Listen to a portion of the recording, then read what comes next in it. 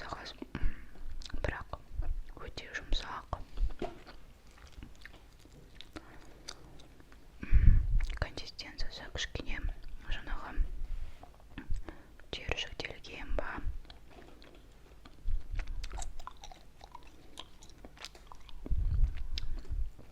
Бұрындағы жаңағы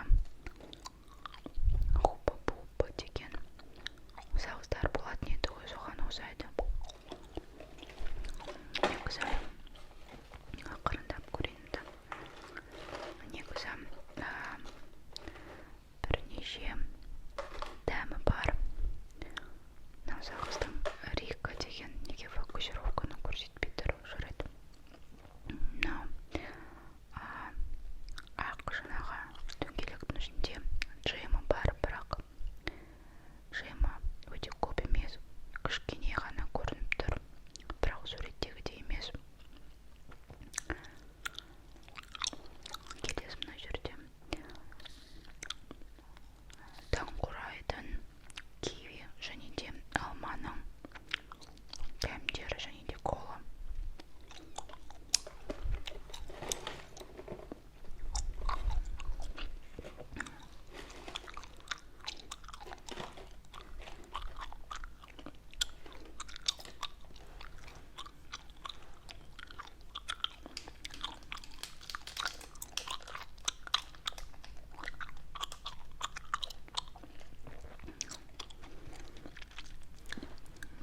Бір сағызды жайнау маған қиынырақ түсіп тұр өйткені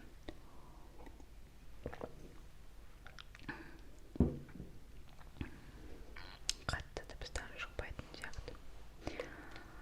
Келесі мынау жапондық сағызды алғым келіп тұр. Мына жерде орысша жазулар бар, негізі оқысақ та болады. Жевательная резинка, Марукава, Блюгам, сода, лимонад. Жаңағы неден жасалғаны және де қандай килокалориялар бар екенін бәрін жазып қойыпты.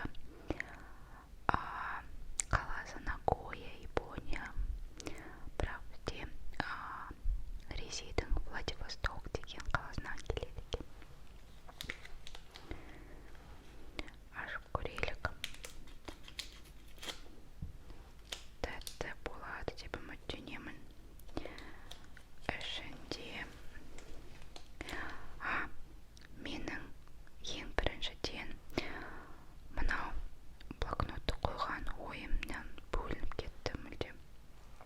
Мен әрбір жаңағы сағызды өз басыммен бағалағым келді, сол үшін блокнотты қойып қойдым. Бірінші мынау арбуз дәмі бар сағызды, көрініп тұр ма жоқ па, арбуз дәмі бар сағызды 1-ден 5-ге дейінгі балмен бағаласақ, 3 деген балды қоятын шығармын, өйткені өте қатты тәттілеу және де дәмі тез қашып кететін сияқты маған. Мынау келесі жапондық сағыз. Мындай көгілдірген шоколадтың плиткасы сияқты. Мындай ақ пудрасы бар.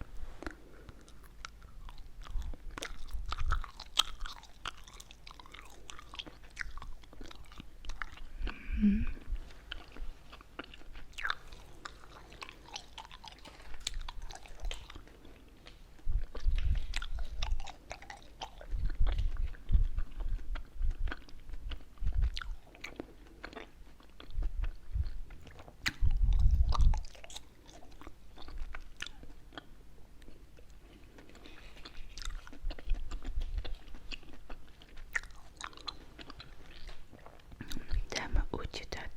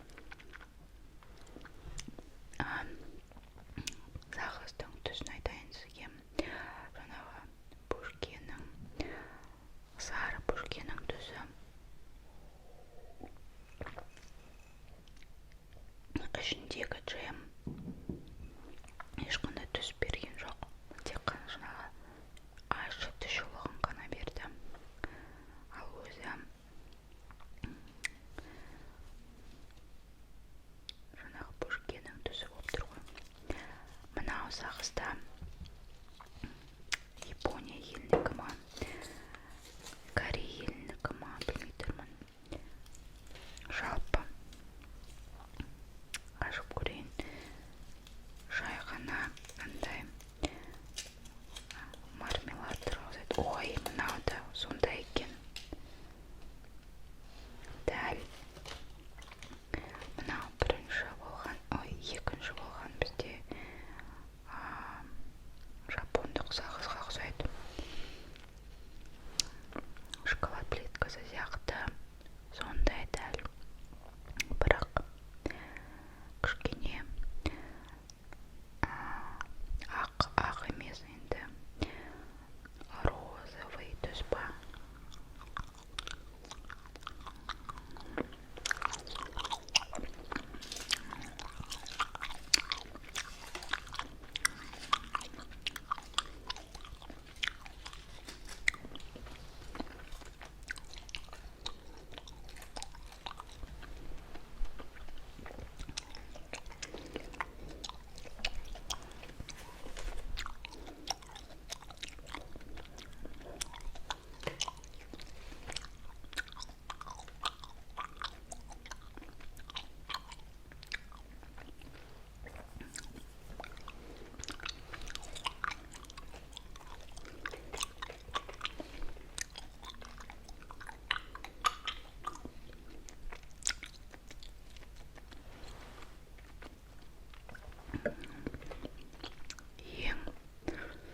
Екінші болған көк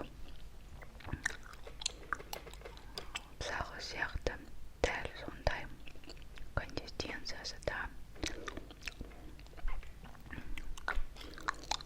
болған, пішіні де барлығы сондай, бірақ сырты жаңағы қағаздары әрқалай екен.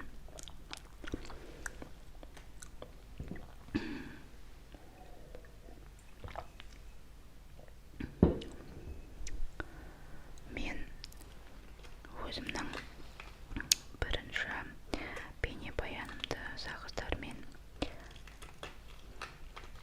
қараған кезде, түсіріп болғаннан кейін бірінші жаңағы дыбысын қараған болатынмын түсірер алдында. Жақсы болған сияқты болды маған. Содан кейін жаңағы 20 минуттық бейнебаянды түсіріп қараған мезетте ғана